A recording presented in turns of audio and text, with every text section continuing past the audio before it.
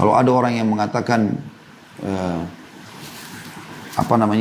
dia mengatakan oh itu kolot, itu mungkin Islam garis keras, masa wanita itu tidak boleh begini dan begitu ya. Ini semua karena memang perang budaya namanya, ghazwul fikr, yang ditanamkan oleh orang-orang barat ke tengah-tengah kaum muslimin. Mereka ingin wanita-wanita kita seperti mereka. Ya, tidak ada nilainya, menjadi ajang bisnis saja. Diperjualbelikan badannya, ya, tatapannya, cantikannya dan segala macam hal.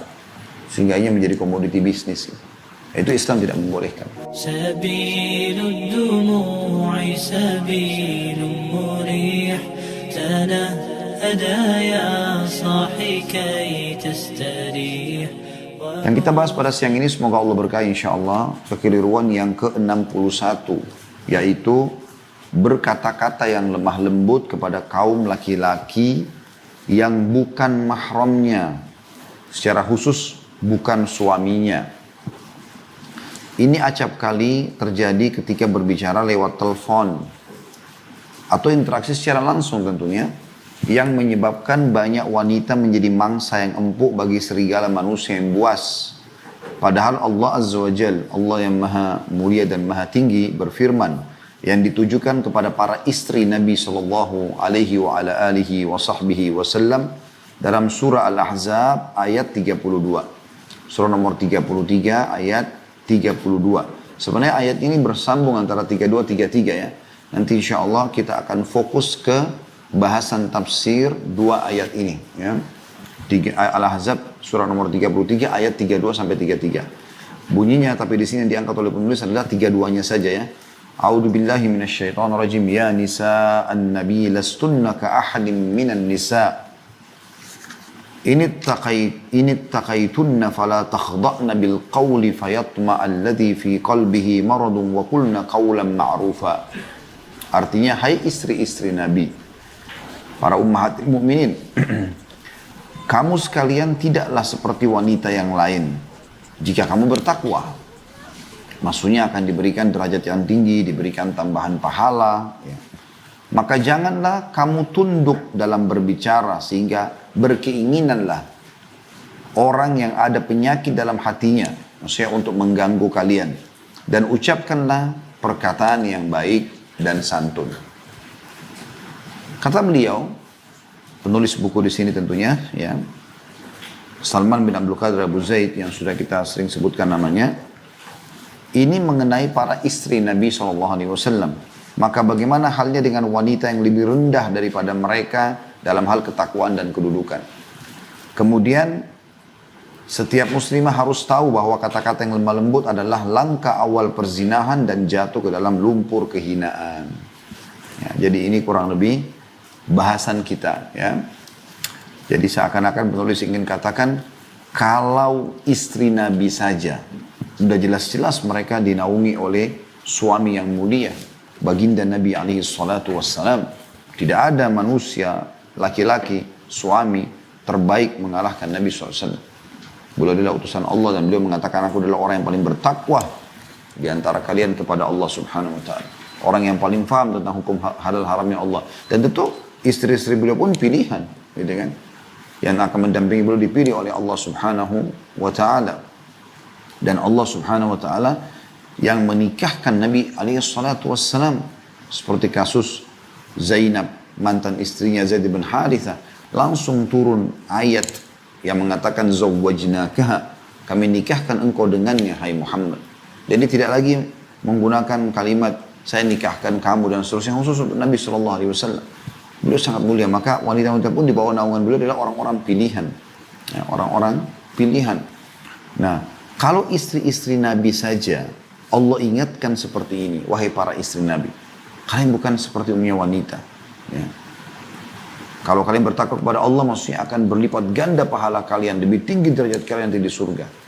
Maka larangan Nabi apa? Supaya derajatnya tinggi mereka dan tetap harum namanya, mendapatkan apa yang Allah janjikan yang terbaik nanti di akhir, di dunia dan di akhirat. Maka yang Allah bilang, fala takhda'na ya bil qaul, ya. Atau fala takhda'na bil qawli fayatma alladhi fi qalbihi marad wa qulna qawlan ma'rufa.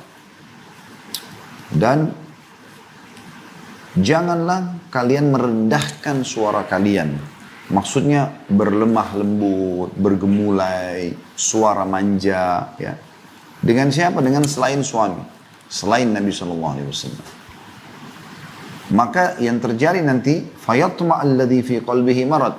Karena orang-orang yang dalam hatinya ada penyakit syahwat yang haram akan tamak. Ya. Dan semua bermula dari suara. Kalau kapan suara sudah terdengar, maka bisa nyangkut ke hati dan akhirnya berkelanjutanlah kepada pintu-pintu zina. Dan dikatakan waqulna qawlan ma'rufa, dan ucapkan perkataan yang ma'ruf. Maksudnya kalau darurat kalian harus menegur seseorang, kayak ibu-ibu belanja di pasar, harus nawar kepada penjual yang laki-laki misalnya dan bukan berduaan, ya. Maka ucapkan kalimat yang ma'ruf sesuai dengan kebutuhan, ya. Sampaikan hajatnya. Anda sedang konsultasi ke dokter, sampaikan sesuai dengan hajat saja, selesai. Ya. Tidak ada bumbu-bumbu dari bahasa-bahasa itu. Apalagi kalau sampai bermanja-manja, ya. Itu bahaya sekali. Sengaja memanggil dengan panggilan-panggilan sayang, panggilan manja yang menggoda kaum laki-laki sehingga akhirnya mau mengganggu dia. Jadi ini larangan ini subhanallah turun kepada para istri Nabi SAW. Kata penulis, bagaimana dengan selain istri Nabi yang jelas-jelas ya tidak sederajat dengan mereka. Tentu lebih pantas untuk terkena hukum ini. Mereka harus lebih ekstra menjaga diri mereka.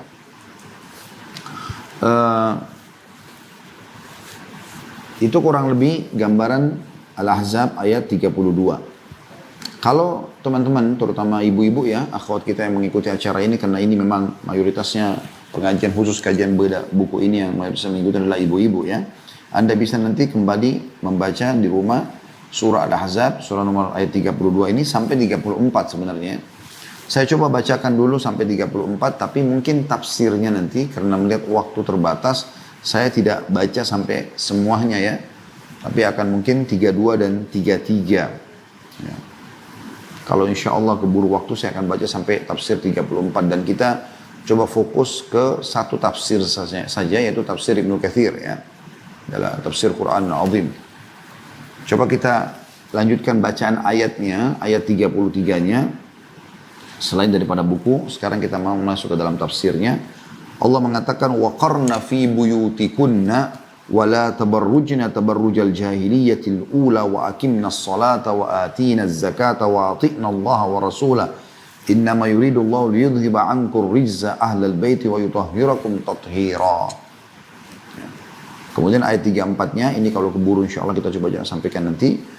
وَاذْكُرْنَا مَا يُتْلَى فِي بُيُوتِكُنَّ مِنْ آيَاتِ اللَّهِ وَالْحِكْمَةِ إِنَّ اللَّهَ كَانَ لَطِيفًا خَبِيرًا.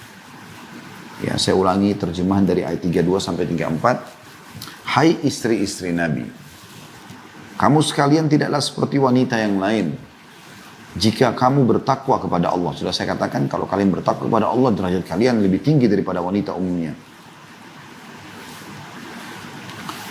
Lalu dikatakan, maka janganlah kamu tunduk dalam berbicara, berlemah lembut, bermanja-manja tadi, kepada selain daripada suami ya.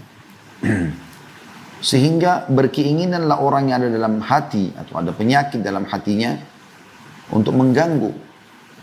Dan ucapkanlah perkataan yang baik. Dan hendaklah, itu ayat 32, ayat 33-nya, dan hendaklah kamu, ya kata Allah subhanahu wa ta'ala kepada ummahatil mu'minin, dan hendaklah kamu tetap di rumahmu, maksudnya jangan keluar tanpa ada hajat. Dan janganlah kamu berhias dan bertingkah laku seperti orang-orang jahiliyah yang dahulu. Nanti kita sebutkan tafsirnya insya Allah. Dan dirikanlah sholat. Sibukkan sholat di rumah kalian. Tunaikanlah zakat. Dan taatilah Allah dan Rasulnya. Sesungguhnya Allah bermaksud hendak menghilangkan dosa dari kamu, hai ahlil bait. Ya, para istri Nabi. Para anak-anak Nabi. Kerabat Nabi. Dan membersihkan kamu sebersih-bersihnya. Lalu ayat 34-nya, dan pelajarilah apa yang dibacakan di rumahmu dari ayat-ayat Allah dan hikmah sunnah Nabi SAW. Sesungguhnya Allah adalah maha lembut dan maha mengetahui. Allah maha lembut dan maha mengetahui. Saya akan coba langsung masuk ke tafsirnya yang disampaikan oleh Ibnu Katsir rahimahullah dalam tafsir Quran Al-Azim, tepatnya tafsir surah Al-Ahzab, surah nomor 33 ayat 32 sampai 34 ya. Beliau langsung masuk ke perkataan mengatakan ayat yang disebutkan atau apa yang disebutkan dalam ayat-ayat ini di atas merupakan etika-etika yang dianjurkan oleh Allah Subhanahu wa taala kepada para istri-istri Nabi sallallahu alaihi wasallam, sedangkan kaum wanita umatnya mengikuti mereka dalam hal ini. Untuk itu Allah Subhanahu wa taala berfirman kepada istri-istri Nabi bahwasanya apabila mereka bertakwa kepada Allah sesuai dengan apa yang telah diperintahkan oleh Allah kepada mereka, maka sungguhnya tidak ada seorang wanita pun yang setara dengan mereka dan tidak ada seorang wanita pun yang dapat menyusul keutamaan dari kedudukan mereka. Dan Allah mengatakan inti yang sedang ditegur atau diingatkan di ayat 32, fala takhda'na bil qaul. Maka jangan kamu tunduk dalam berbicara. Nah, ini jadi saksi bahasan kita. Kekeliruan yang sedang dibahas ini, pelanggaran adalah itu. Sengaja bermanja-manja, berlemah lembut, ya, saling atau menggoda lawan jenisnya, ya. Tentu nanti itu akan kita tetapkan, ya, jelaskan insya Allah di penutupan bahasan kita. Sebaliknya kita harus justru melampiaskan semua itu, suara yang lembut, tutur kata yang santun, sayang-sayangan, manja dengan suami. Justru itu kewajiban. Selain daripada dia hukumnya tidak boleh, kan gitu. Kalau masalah sama ayah, sama anak, ini boleh berbicara, tapi bukan bermanja seperti bermanjanya pada suami, ya. Seperti mengucapkan kata-kata yang bisa bahkan memicu birahi, ya, syahwat. Itu hanya pada suami saja. As-Sa'di berkata, dinukil oleh Ibnu Katsir rahimahullah, dan lain-lainnya bahwa makna yang dimaksud dengan mereka istri-istri Nabi, tidak boleh bertutur kata dengan nada lemah lembut jika berbicara dengan lelaki. Terutama tadi bukan suami, ya. Mahram pun boleh tentu kita berlemah lembut. Di sini lembut maksudnya bermanja-manja, ya. Karena tetap saja kita sebagai orang beriman harus bertutur kata yang baik, yang santun, yang lembut, kan gitu. Tapi di sini maksudnya adalah bermanja-manja yang bisa mengundang akhirnya orang menilai Anda sedang menggodanya, gitu kan. Alasannya Allah sebutkan, kata Ibnu Katsir rahimahullah, fayatma alladhi fi qalbihi marad. Karena dengan berlemah lembut itu muncullah keinginan orang yang dalam hatinya ada penyakit. Maksudnya penyakit syahwat tadi yang salah, ya, yang keliru, yang bisa ditunggangi oleh syaitan untuk membuat akhirnya dia merasa, oh perempuan ini, ya, suka sama saya. Nah, jadi perlu Anda ketahui, kami ini kaum laki-laki kapan melihat seorang wanita, ya, membuat atau menatap dengan tatapan mata yang manja, dengan apa namanya tutur kata yang menggoda, itu pikirannya langsung ke masalah perempuan ini suka, atau dia berpikir langsung berarti ada celah untuk bisa menggoda wanita tersebut. Berbeda sekali dengan kalau wanita menyampaikan dengan tegas, dengan lugas, tapi tetap dengan lembut, ya. Misalnya Anda mau menyuruh seseorang di rumah, ya, ada supir misalnya, ibu mau suruh misalnya, ibu mengatakan, Pak, tolong ambilkan barang saya di sini, selesai, gitu kan.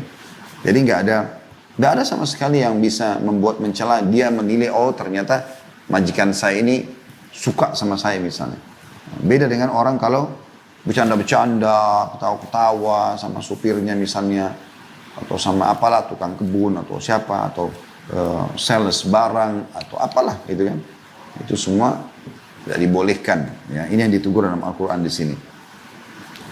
Lalu dikatakan makna kata Ibnu Katsir, fayatma'u alladhi fi qalbihi marad, maka berkeinginanlah orang yang ada dalam hatinya penyakit, yaitu khianat. Maknanya berkhianat, maksudnya dia bisa mengajak Anda untuk mengkhianati suami Anda, atau dia mengkhianati istrinya, ya, bisa bermakna itu. Kemudian Allah mengatakan wa qulna qawlan ma'rufa, dan ucapkanlah perkataan yang baik. Ibnu Zaid mengatakan, kata beliau, makna yang dimaksud ialah ucapan yang baik, pantas lagi tegas. Lagi tegas, ya. Tolong ini, berapa harganya ini? Ya, saya mau beli sekian, selesai, to the point, ya, supaya tidak ada celah yang membuat nanti akhirnya laki-laki merasa ada celah untuk bisa masuk kepada Anda. Karena Anda perlu tahu, ya, wanita itu lemah, dominan perasaan. Kapan laki-laki itu melihat ada celah untuk bisa masuk kepada Anda, dia akan masuk dengan caranya, dan dengan godaan-godaan yang menyentuh perasaan Anda pun nanti akan lunak. Itu secara otomatis, ya. Dan perlu diketahui kalau ada perempuan yang gampangan seperti itu, nanti malah laki-laki menganggap remeh tentunya, ya.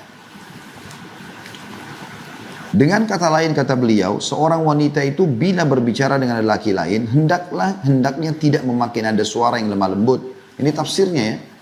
Yakni jangan seorang wanita berbicara dengan laki-laki lain dengan perkataan seperti dia berbicara dengan suaminya sendiri. Nah berarti sebaliknya sama suami justru harus bermanja-manja. Justru harus ungkapkan semua, habiskan semua itu kata sayang, rindu, cinta, panggilan-panggilan mesra, semua sama suami. Nah sekarang kan banyak terjadi berbeda ya. Jadi mereka, para wanita-wanita ini, semoga Allah berikan hidayah, di luar biasa supelnya, ngobrol sama semua orang, tepak-tepuk sana sini. Tapi sama suaminya, dingin. Ya, tidak menunjukkan kepeduliannya, tidak mengejar pahala justru dengan menghibur suaminya, memenuhinya. Sebagaimana kita akan jelaskan ya, akan disebutkan oleh tafsir Ibnu Katsir dalam makna ini sangat luas. Ya, dan bermakna tentang bagaimana dia tidak boleh seorang wanita justru berlemah lembut dengan selain suaminya, sama suaminya justru punya kewajiban berlemah lembut, menggoda dia, ya, bahkan mengangkat, ya, tanda kutip di sini, pakaian malunya untuk menggoda suami, untuk melayani suami, untuk memenuhi kebutuhan biologisnya, itu harus diangkat dengan suami sehingga dia akan terpenuhi kebutuhannya, suami terpenuhi kebutuhan dan mereka di luar tidak akan tergoda, ya seperti itulah. Ini sejalan juga dengan pernah terjadi, Nabi SAW dikatakan dalam sebuah riwayat, ya, segera mendatangi Zainab, salah satu istri beliau. Pada saat beliau lewat gitu kan, di sebuah jalan, lalu kemudian beliau tiba-tiba langsung belok ke rumah Zainab, lalu kemudian beliau mampir dan para sahabat menunggu. Ternyata beliau berhubungan biologis dan beliau menyampaikan itu, lalu beliau keluar lalu mengatakan, kalau seseorang di antara kalian melihat wanita yang tidak halal bagi dia, dan tergoda syahwatnya, segeralah dia kembali.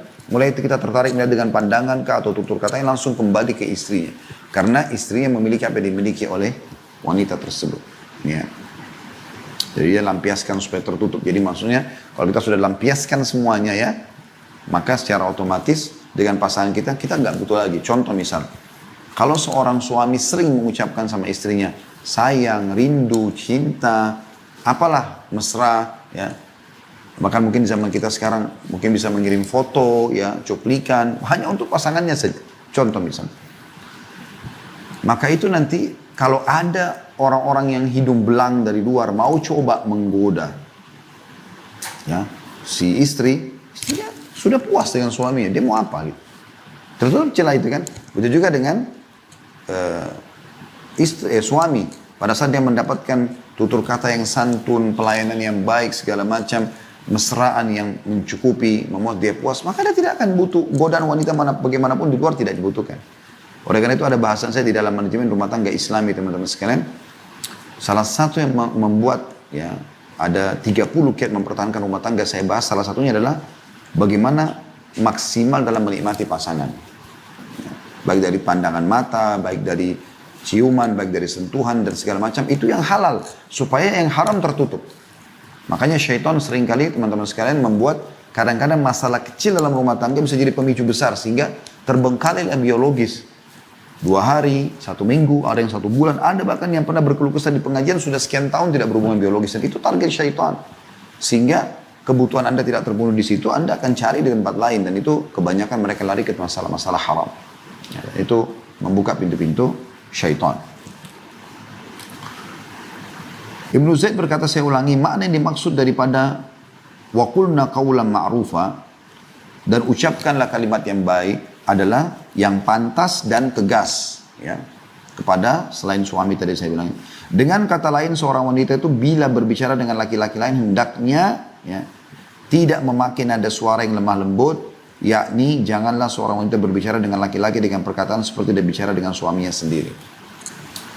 Kemudian ayat 33-nya Allah mengatakan, waqarna fi buyutikun, dan hendaklah kamu tetap di rumahmu. Mayoritas waktunya Anda wahai muslimah di rumah, bukan di jalan, bukan di tempat lain, ya. Jadi bukan sebuah prestasi Anda menghabiskan waktu di luar rumah.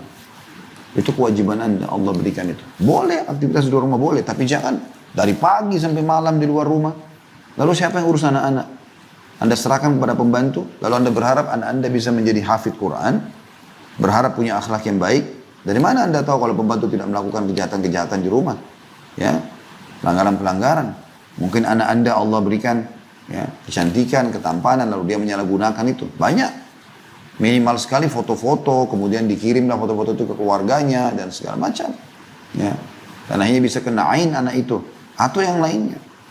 Tidak cukup dengan telepon, tidak cukup dengan WA. Oh ya sudah makan, oh ya sudah minum. Bukan itu kebutuhan dasarnya anak-anak. Kebutuhan dasarnya adalah perhatian, ya, pendidikan. Baru kemudian dilengkapi dengan makanan, minuman, dan seterusnya. Kita harus pahami, edukasi, ilmu pengetahuan itu lebih dibutuhkan bagi setiap orang yang kita, termasuk anak-anak kita. Dibandingkan makanan pada saat kita lapar dan minuman pada saat kita haus. Juga tempat tidur pada saat kita mengantuk. Karena dengan ilmu yang kita ketahui, edukasi yang benar, membuat kita tahu mana makanan, mana minuman, mana tempat tidur yang boleh dinikmati dan mana yang tidak boleh. Mana yang halal dan mana yang haram. Tafsir daripada potongan pertama ayat Al-Ahzab ayat 33, waqarna fi buyutikun, kata Ibnu Katsir rahimahullah, diamlah kamu di rumahmu dan jangan keluar rumah kecuali karena suatu keperluan mendesak. Termasuk keperluan yang diakui dalam syariat ialah menunaikan sholat berjamaah di masjid misalnya, itu dibolehkan. Tentu berikut kata beliau semua persyaratannya. Sebagaimana Nabi Muhammad SAW bersabda, la tamna'u ima Allahi masajid Allah wal yakhrujna wala yakhrujanna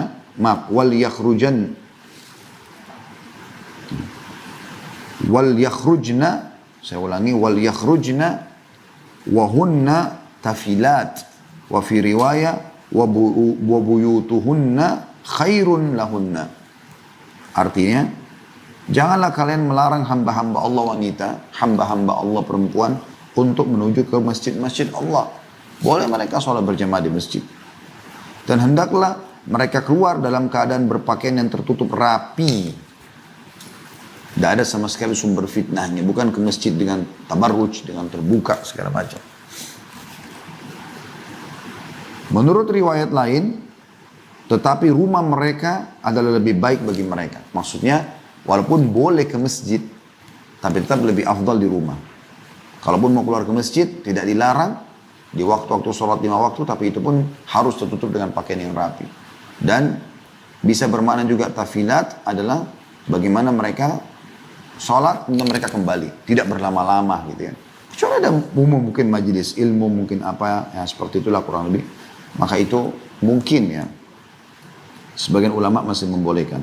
Kemudian ditulis atau diangkat oleh beliau juga hadis yang diriwayatkan oleh Al-Bazzar rahimahumullah semua mengatakan, telah menceritakan kepada kami Humaid bin Mas'ada, telah menceritakan kepada kami Abu Raja Al-Qalbi alias Raw Ibnu Musayyab, seorang yang thiqah terpercaya, telah menceritakan kepada kami Thabit Al-Bannani dari Anas radhiyallahu anhu yang mengatakan bahwa kaum wanita datang menghadap kepada Rasulullah SAW lalu bertanya, wahai Rasulullah, kaum lelaki pergi dengan memborong banyak keutamaan dan pahala, ya, seperti mereka berjihad di jalan Allah, sedangkan kami kaum wanita tidak mempunyai amal yang dapat menandingi amal kaum mujahid di jalan Allah.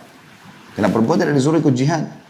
Dalam beberapa buku sirah disebutkan Nabi SAW membawa sebagian wanita tidak lebih dari 10 maksimal 20 orang. Dari para sahabat yang bisa membantu untuk masak, untuk mengobati orang sakit dan seterusnya. Gitu kan. Seperti keterlibatan Nusaybah binti Ka'ab radhiyallahu anha dan beberapa wanita yang biasa ikut bersama Nabi SAW. Tapi di sini dikatakan para wanita ini mengeluh. Mengatakan kami kan tidak ikut jihad. Berarti laki-laki mendapatkan keutamaan yang sangat besar. Maka Nabi SAW bersabda, barang siapa di antara kalian wahai kaum wanita, duduk atau kalimat yang semakna, tinggal, menetap di dalam rumahnya, maka sungguhnya dia dapat memperoleh amal sebanding dengan amal kaum mujahidin di jalan Allah. Ibu bayangkan itu ya. Renungi baik-baik hadis ini. Bagaimana kalau anda menjadikan, niatkan tinggal di rumah itu adalah bagian daripada perintah agama. Duduk, masak-masak, urus pakaian, urus anak, nata rumah. Itu ibadah setara dengan pahala laki-laki kalau sedang berjihad. Kenapa ibu habiskan waktu di luar rumah? Gitu kan? Soalnya darurat, penting. Ada pekerjaan, ada bisnis harus diawasin, ada. Tapi batasi. Gitu kan? Batasi karena memang anda diperintahkan dalam syariat Allah SWT justru untuk menghabiskan waktu di rumah. Ya. Maryam alaihissalam, ibu Nabi Isa alaihissalam, kata sebagian ulama, Allah tiupkan ruh dari Allah Subhanahu wa ta'ala karena kesucian wanita ini. Luar biasa sucinya. Dikatakan dalam beberapa athar, Maryam alaihissalam tidak terlihat keluar dari rumahnya kecuali darurat sekali. Kebanyakan dihabiskan di dalam rumahnya, bahkan di dalam kamarnya. Dan ibadah kepada Allah subhanahu wa ta'ala. Karena sucinya, sampai kalau dia jalan itu jadi bahan perhatian orang kalau dia pas keluar. Gitu kan. Nah, luar biasa gitu. Bazzar juga berkata, kami tidak mengetahui ada seseorang yang meriwayatkan hadis ini melalui Thabit bin Al-Banani, ya, selain Rawh ibnu Al-Musayyib. Dia seorang laki-laki dari kalangan ulama yang cukup terkenal. Maksudnya hadis ini bisa diterima, ya. Kemudian juga ada diangkat lagi oleh beliau masih riwayat Al-Bazzar dari Abdullah bin Mas'ud radhiyallahu anhu bahwa Nabi SAW bersabda, sungguhnya tubuh wanita itu adalah aurat. Ya. Innal mar'ata aurah. Fa'idha kharajat istashrafaha syaitan. Jadi kalau dia keluar, maka syaitan akan menyambutnya. Ya. Syaitan akan gembira dengan kalau ibu keluar. Mulailah syaitan memasang perangkat-perangkatnya di situ, ya, untuk menyesatkan kaum laki-laki.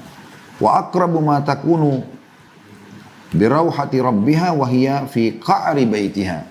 Dan ketahuilah setiap wanita itu paling dekat dengan Tuhannya, dengan rahmat Tuhannya, justru pada saat ia berada di dalam rumahnya. Nah, perhatikan baik riwayat-riwayat ini gitu kan. Jadi memang para wanita itu disuruh, ya, di rumah. Dan subhanallah masa pandemi seperti ini melatih kita untuk itu. Ya. Sekarang bahkan bukan cuma perempuan, laki-laki pun banyak tinggal di rumah. Jadi rumah memang sebuah tempat, namanya rumah, tempat tinggal yang memang untuk tinggal. Kita keluar kalau darurat, ya, apalagi kaum wanita di situ.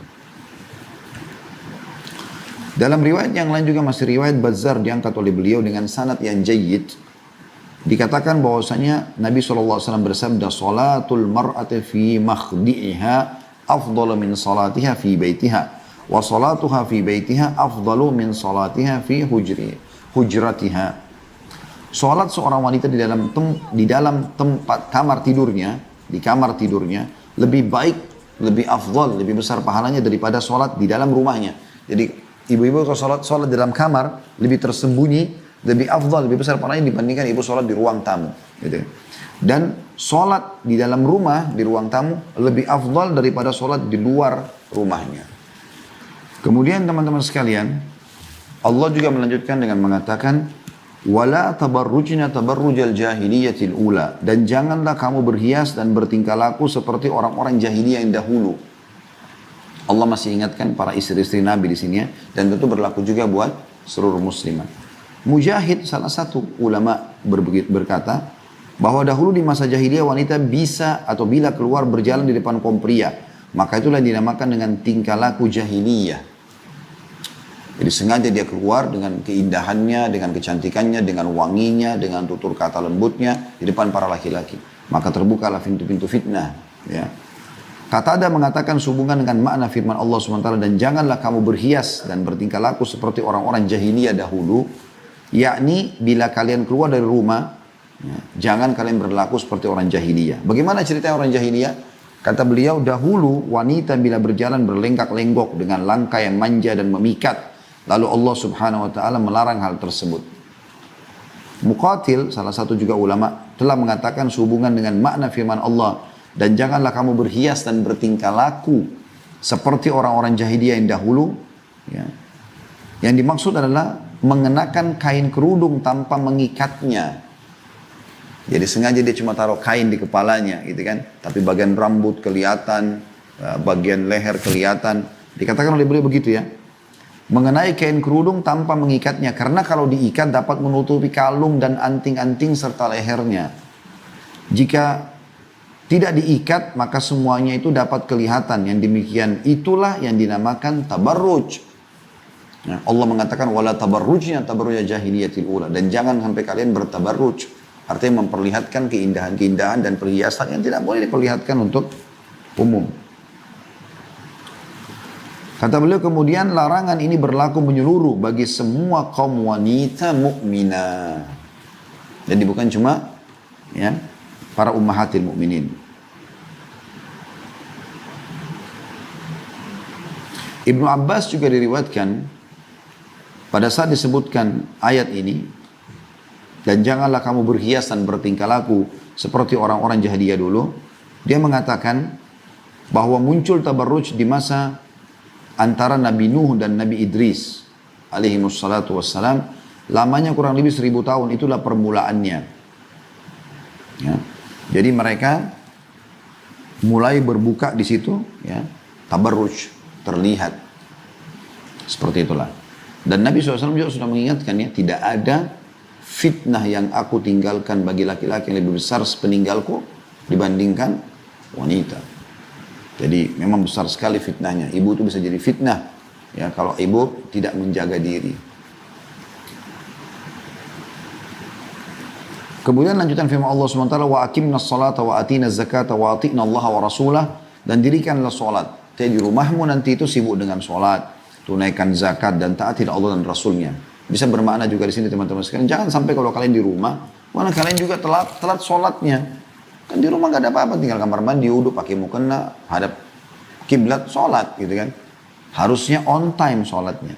Jangan juga lalai dari zakat. Hitung walaupun dalam rumah kalau ada pendapatan yang datang, tetap dihitung. Dan selalu taat kepada Allah dan Rasulnya. Jadi di rumah jangan berbuat kemaksiatan. Kemudian juga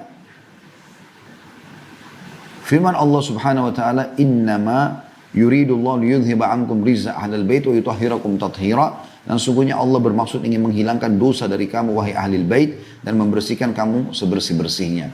Ayat ini, teks ayat ini menjelaskan dan menekankan bahwasanya istri-istri Nabi pun masuk dalam istilah ahlul bait. Karena sebagian kelompok yang menisbatkan diri mengatakan dirinya Syiah, mereka mengatakan istri Nabi tidak masuk ahlul bait, dan ini keliru. Allah SWT turunkan Al-Ahzab ini kepada istri-istri Nabi. Ya nisa'an Nabi. Wahai istri-istri Nabi. Dan ayat ini berlanjut terus. Ya.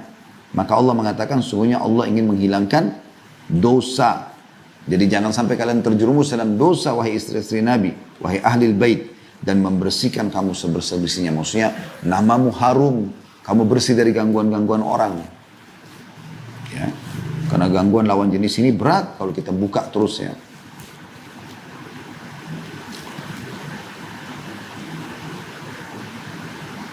Kemudian teman-teman sekalian, dalam tafsir Ibnu Katsir cukup banyak sekali riwayat, saya lewatin saja langsung tafsirnya. Kemudian ayat 34 dikatakan, وَذْكُرْنَ مَا يُتْلَى فِي بُيُوتِكُنَّ مِنْ آيَاتِ اللَّهِ وَالْحِكْمَةِ. Dan pelajarilah terus dari ayat-ayat Al-Quran yang turun, yang di tempat-tempat kalian di rumah, pelajarilah di rumah-rumah kalian. Maksudnya isi waktu kalian untuk baca Quran, tafsir. Sekarang kan sudah bisa belajar online dari rumah ya. Di atas ranjang, Anda bisa sambil belajar. Santai sekali. Ya. Dan hikmah adalah sunnah-sunnah Nabi SAW. Disilakan juga dengan hikmah. Sesungguhnya Allah ya, sangat lembut. Ya. Maksudnya mengetahui itu. Allah itu tahu semua masalah-masalah yang pekapun. Dan khabira. Akan memberitahukan semua itu. Akan memberitahukan semua itu. Ya. Jadi ini perlu tentu digarisbawahi teman-teman sekalian ya. Kita coba lihat selanjutnya. Bagaimana Allah Subhanahu wa Ta'ala atau Nabi Muhammad SAW menyebutkan yang tadi saya bilang hadis tentang fitnah itu ya. Diriwayatkan oleh Imam Muslim nomor 2740. Kata Nabi SAW, kalau wanita sengaja keluar dan tidak ada hajat, buang-buang waktu, akhirnya pakai baju terbaiknya, belum dibuka sana sini, rambutnya keluar dari salon dengan indahnya, diwarnai, warna-warna dan segala macam. Indah, bagus. Islam menyukai keindahan, tapi bukan untuk tabarruj, bukan untuk dipamer di depan umum gitu kan. Kata Nabi SAW, tidak ada fitnah sepeninggalku yang lebih besar bahayanya bagi laki-laki seperti selain fitnah wanita. Dan sungguhnya fitnah yang pertama kali menimpa Bani Israel adalah disebabkan wanita. Awal mereka rusak imannya, akidahnya, jauh dari agama. Akhirnya mereka ada yang meninggal dalam keadaan bermaksiat adalah terjadinya fitnah dengan kaum wanita. Makanya kita lihat ya, coba lihat tempat-tempat hiburan. Diskotik, bar, karaoke. Apa yang mereka jual? Wanita. Ya, harus ada wanita penghiburnya. Dinamakan lagi wanita penghibur. Memang begitu. Itu fitnah yang sangat besar. Kemudian juga dalam hadis yang lain, hati-hatilah terhadap wanita karena fitnah pertama yang menimpa Bani Israel disebabkan wanita. Hadis sahih riwayat Muslim nomor 2742.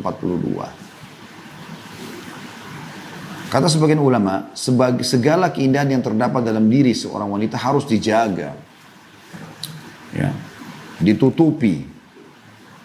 Bahkan yang tidak boleh dianggap remeh termasuk tentang masalah suaranya. Jadi betul-betul wanita itu hanya mengeluarkan suara memang pada hal-hal yang dibolehkan dan sudah kita bilang tadi, jelas dan tegas, to the point. Ya.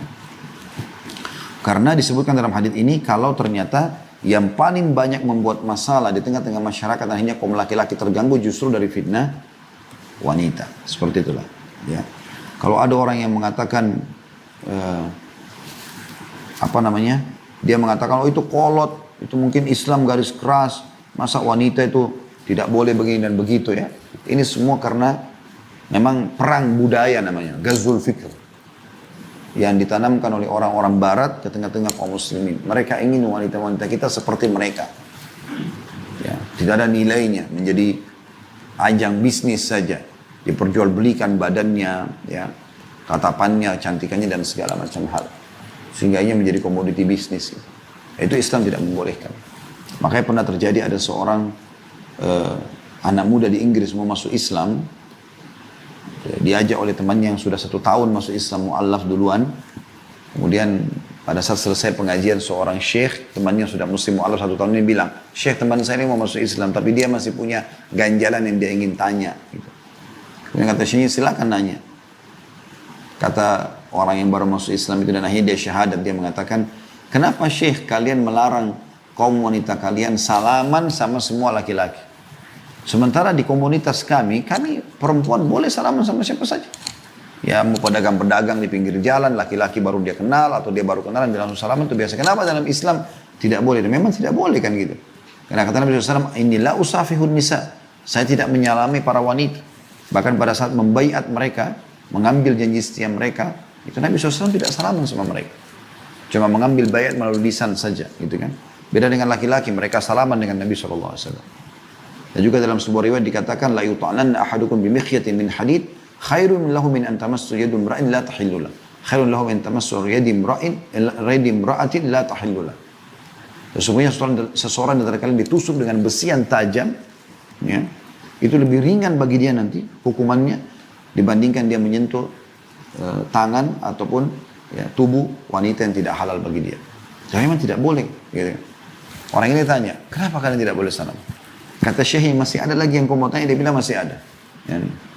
Kenapa kalian suruh perempuan kalian pakai jilbab? Apa sebabnya? Kenapa nggak seperti wanita kami terserah mau pakai baju apa, mau mirip laki-laki, mau nggak pakai pakaian? Kenapa harus ada hukum itu? Nah, ini wajar dia tanyakan karena dia kan orang non muslim mau masuk Islam, sekarang dia mau tanya. Kata Syekh, kau sudah selesai? Dia bilang iya. Lalu dijawab dua pertanyaan ini. Yang pertama tentang masalah salaman. Kata syekhnya, kau ini warga negara Inggris? Dia bilang iya. Siapa di sini ratu kamu? Dia bilang Elizabeth. Kan kita tahu semua Ratu Elizabeth di Inggris. Kemudian kata syekhnya, kau bisa salaman sama Elizabeth itu? Dia bilang tidak bisa. Kata syekhnya, kenapa? Dia bilang karena itu ratu. Enggak semua sembarangan orang bisa salaman. Kata syekhnya, semua wanita muslimah ratu. Maka tidak boleh sembarangan orang salaman dengan dia. Jadi sebenarnya dengan tidak sembarangan salaman itu punya kedudukan tersendiri. Karena tidak semua orang menyentuh tangannya. Gitu kan? Sampai kita tahu hukum syariat kita teman-teman sekalian. Ini di luar daripada perkataan Syekh tadi ya. Saya tambahkan saja. Sampai seorang wanita kalau sudah bersuami, tidak ada poliandri. Nggak boleh lagi dualisme. Tidak ada lagi dia harus boleh punya suami dua. Kenalan laki-laki lain. Dia khusus untuk suaminya nikmati. Itu kan luar biasa gitu. Ya. Berarti memang dia sangat terbatas dia. Tidak boleh sembarangan dia disentuh sana sini. Apa yang Allah sebutkan tentang ciri bidadari di surga dalam surah Rahman. Lam yatmithunna insun qablahum wala jan. Bidadari itu selain cantik lah, sempurna lah, segala macam. Allah puji seperti mutiara. Dan segala macam ya. Mereka perawan, mereka sebaya, mereka segala macam lah. Punya tubuh yang ideal. Lalu Allah mengatakan satu cirinya adalah mereka belum pernah disentuh oleh jin juga manusia. Bayangkan, yang sentuh mereka dalam sebuah riwayat dikatakan hanya suaminya saja. Emang harusnya begitu wanita. Baru dia mulia. Tidak sembarangan orang.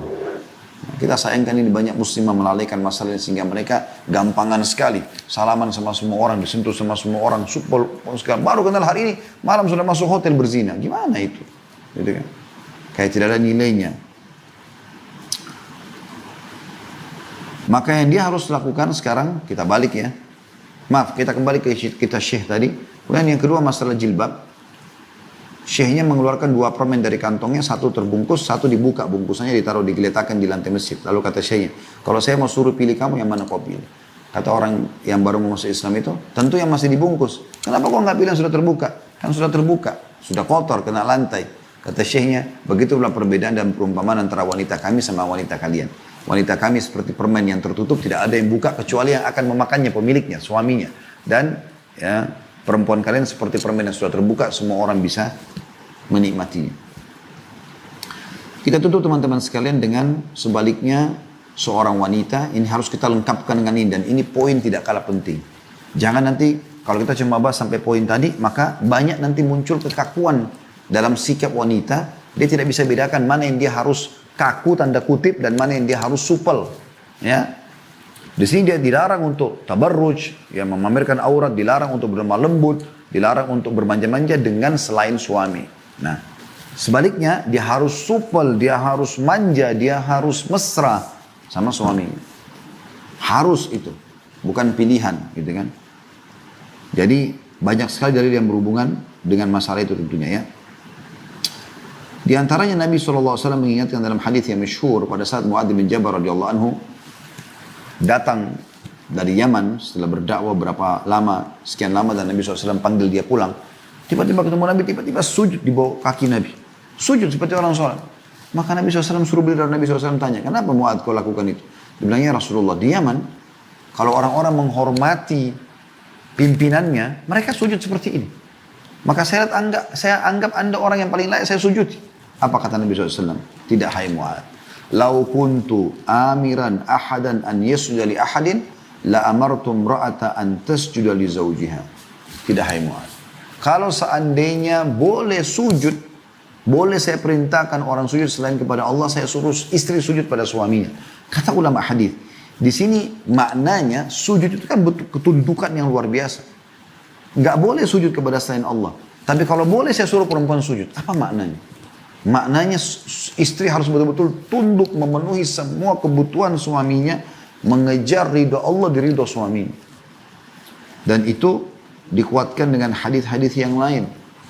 Seperti misalnya hadis Nabi SAW, sebenarnya hadis sahih ya. Idza sallatil mar'atu khamsaha wa shamat syahraha ya, wa hassanat farjaha wa ata'at ba'laha dakhalat min ayyi abwabil jannati sya'at.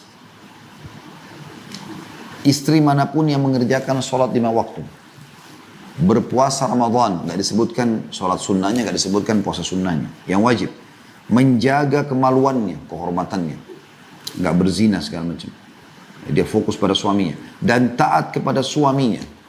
Suaminya bilang pergi, enggak, tinggal di rumah ya, semua iya, selama bukan maksiat dia patuh. Maka apa balasannya? Ini ibu ambil tiket ini tiket mahal sekali, dan ini tiket termudah Anda masuk ke dalam surga. Maka niscaya ia pada saat meninggal masuk surga dari pintu mana saja yang dia kehendaki. Hanya itu saja. Azan sholat 5 waktu. Masing-masing sholat 5-10 menit. Ramadan setahun sekali. Puasa. Semua orang juga puasa. Kemudian menjaga kehormatannya. Tidak sembarangan disentuh sama laki-laki. Apalagi sampai berzina. Sentuhan aja tidak. Ngobrol sembarangan juga tidak. Gitu kan. Tambah lagi mentaati suaminya. Suami datang, hidupku buat suami. Pokoknya dari suami masuk rumah sampai suami keluar dari rumah lagi, semua waktunya ibu buat dia.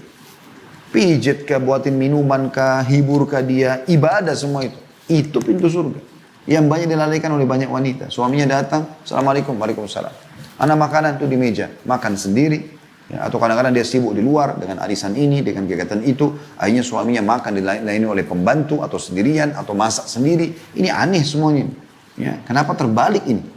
Sehingga akhirnya suaminya banyak selingkuh dengan pembantu. Suaminya ini ya sedikit saja ada ya, pusing kalau tidak ada iman. Dia ke karaoke, dia ke diskotik, dia ke bar. Apa yang dilakukan oleh para wanita penghibur? Menghibur kan? Ada apa sayang, ada apa gini, ada itu kata-kata yang luar biasa. Yang mungkin dia tidak pernah dengar dari istrinya, istrinya dingin di rumah.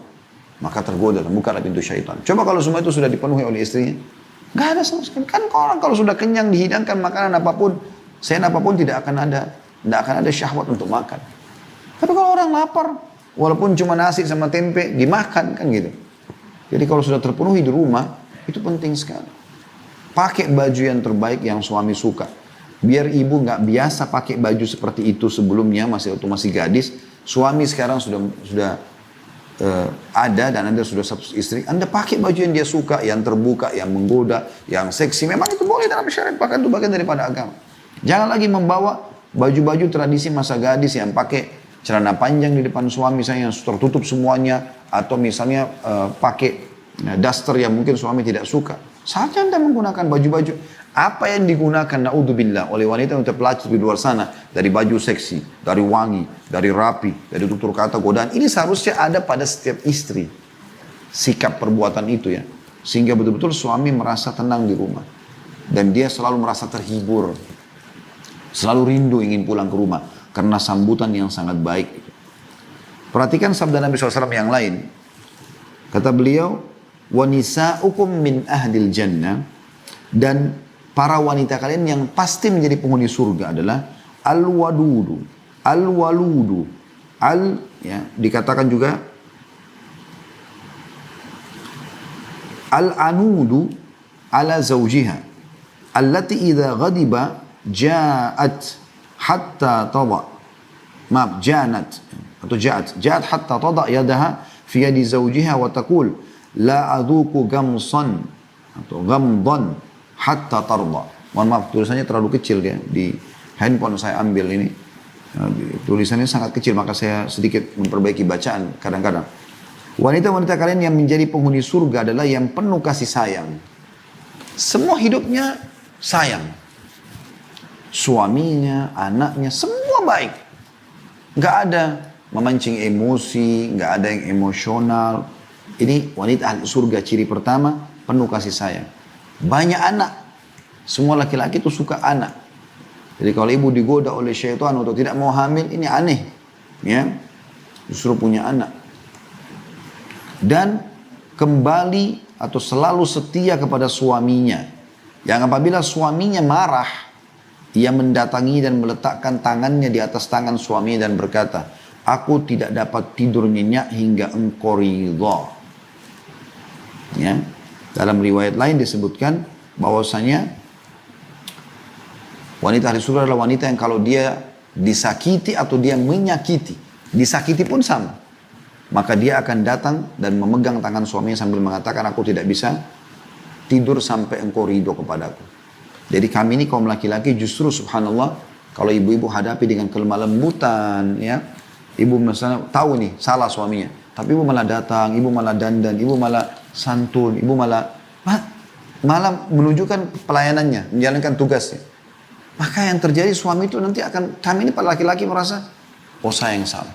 Kalau ibu mengatakan, maafin ya kalau saya punya salah, pasti si laki-laki itu akan mengatakan, tidak, memang saya yang salah. Tapi kalau ibu gunakan cara laki-laki, ibu marah-marah, ibu pecahin piring, ibu banting pintu, ibu blokir WA, ibu apalah, macam-macam. Maka yang terjadi dia akan hadapi ibu seperti hadapi laki-laki. Tahu bagaimana kami hadapi laki-laki? Tonjok-tonjokan, gitu kan? Kita akan ribut dan itu tidak layak untuk dihadapi kaum wanita dengan cara itu. Tapi itu akan terjadi bermula dari kaum wanita di sini. Ya, itu contohnya. Anda bisa kembali ke ceramah kami di YouTube tentang mengenal karakter pasangan.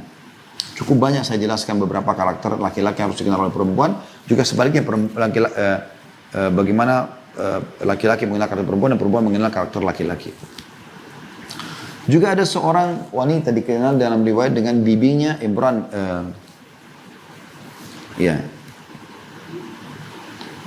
Dalam riwayat dikatakan ada tantenya Husain bin Muhsan. Bahwasanya tantenya pernah mendatangi Rasulullah SAW dalam satu keperluan. Setelah itu ia menyelesaikan keperluan, lalu Nabi SAW bertanya, apakah engkau telah bersuami? Dia menjawab, sudah. Lalu kata Nabi SAW pesan kepada ibu ini, tantenya tadi, sahabat ini pada saat mau pulang, ya, bagaimana sikapmu kepada suamimu? Ia menjawab, aku tidak pernah mengurangi haknya kecuali yang aku tidak mampu mengerjakannya. Maka kata Nabi SAW, "Fanduri aina anti minhu, fa innama huwa jannatuki wa naruki." Kata Nabi SAW, perhatikan baik-baik bagaimana hubunganmu dengannya.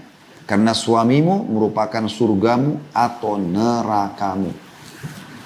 Jadi dia bisa menjadi penyebab kau masuk surga atau dia menyebab kau masuk ke dalam neraka. Nabi SAW juga mengatakan tentang masalah pelayanan suami dalam hadis yang masyhur. Semuanya hadis sahih, ya, riwayat Bukhari, Muslim, ahli sunan. Ya. Kata Nabi SAW, "Idza da'a ar-rajulu imra'atahu ila firashihi fa'abat an taji' fabata ghadbana 'alaiha la'anatha al-malaikatu hatta tusbih." Apabila seorang suami mengajak istrinya ke tempat tidur, tentu ini bahasa kiasan, maksudnya jima, berhubungan biologis, bermesraan, ditemani duduk, ngobrol. Jangan dianggap itu sia-sia ya, ngobrol, penuhi kebutuhannya, pijet tubuhnya, hilangkan capeknya dan segala macam, hibur dia. Buat suasana nyaman di rumah, wangi, bersih, makanan enak. Jadi dia betul-betul fresh, dia keluar lagi cari nafkah dengan kondisi dia sehat gitu kan. Kalau ada suami mengajak biologis lalu suami istrinya nolak gitu kan, sehingga membuat suaminya marah, maka si istri akan dilaknat oleh malaikat hingga subuh. Tentu kita tidak bicara, teman-teman sekalian, kalau dia sakit, dia lagi berhalangan, ya tidak, itu beda. Suami harus pengertian. Tapi kalau tidak ada apa-apa, hanya karena kesombongan, menganggap remeh suami, maka ini semua tidak boleh. Ya. Dalam riwayat Muslim ditambahkan sampai dia kembali, maksudnya sampai dia kembali tidak membuat suaminya marah. Dalam riwayat lain juga disebutkan, ya, dalam riwayat Ahmad dan Imam Muslim, sehingga suaminya ridho kepadanya. Sampai dia buat suaminya ridho. Dia datang kembali menggoda, minta maaf, segala macam. Seperti itulah. Ya. Dan ini, tuntunan nabawiyah. Tuntunan kenabian yang luar biasa. Bagaimana kita membuat keharmonisan, keromantisan dalam rumah tangga. Kemudian dalam hadis yang lain tegas sekali, ibu-ibu perhatikan ya. Kalau ibu malah menolak, ibu malah malas-malesan, ibu tidak mau layani suami. Ini luar biasa. Nabi SAW bersumpah, "Walladhi nafsi Muhammadin biyadih." Demi zat Allah yang jiwa Muhammad dalam genggamannya. La tu'addil mar'atu haqqa rabbaha hatta tu'addi haqqa zawjiha. La tu'addil mar'atu haqqa rabbiha hatta tu'addi haqqa zawjiha. Walau sa'ala nafsaha wa hiya ala qatabin lam tamna'hu. Demi Allah yang jiwa Muhammad berada dalam tangannya atau genggamannya, seorang wanita tidak akan bisa menunaikan hak Allah. Belum diterima amal-amalnya sama Allah, apapun itu, sebelum ia menunaikan hak suaminya. Andaikan suami meminta dirinya, suruh temani, diajak biologis, padahal ia sedang berada di atas punggung unta. Sudah mau jalan, kalau kita di atas mobil sekarang, sudah rapi mau keluar. Maka istri tetap tidak boleh menolak. Itu luar biasanya gitu kan. Dalam sebuah riwayat ditungkil juga dari Aisyah radhiyallahu anha, telah datang seorang wanita kepada beliau lalu berkata, ya tentu banyak sekali riwayat berhubungan dengan masalah ini ya. Berkata wanita tersebut, apakah seseorang di antara kami berdosa kalau dia lagi jengkel, bahasanya begitu ya, jengkel, atau lagi tidak mood ya, melayani suami, sehingga dia nolak untuk biologis. Apakah berdosa? Kata Aisyah, iya. Dan ketahuilah seseorang di antara kalian kalau sudah di atas untanya, sudah mau pergi suaminya panggil, dia wajib untuk datang. Jadi luar biasa gitu loh. Bagaimana dalam Islam disuruh pelayanan itu. Dan ibu subhanallah perlu ketahui kalau ibu selalu saja fokus memenuhi kebutuhan biologis, keharmonisan, romantisan sama suami ini, maka ibu dengan sendiri tenang. Ibu gak usah khawatir perselingkuhan di luar rumah, sudah gak ada. Itu kata kuncinya. Tapi kalau ibu malas-malesan, ibu nggak peduli, suami pulang ibu sudah tidur, makanan nggak ada perhatian secara khusus gitu. Nggak pernah pakai baju-baju yang bagus, yang seksi, yang menarik, warna yang disukai oleh suami, pakai uang yang disukai, maka Anda tunggu saja akibatnya. Kan? Makanya Islam datang memandu dengan cara yang baik. Allahu a'lam.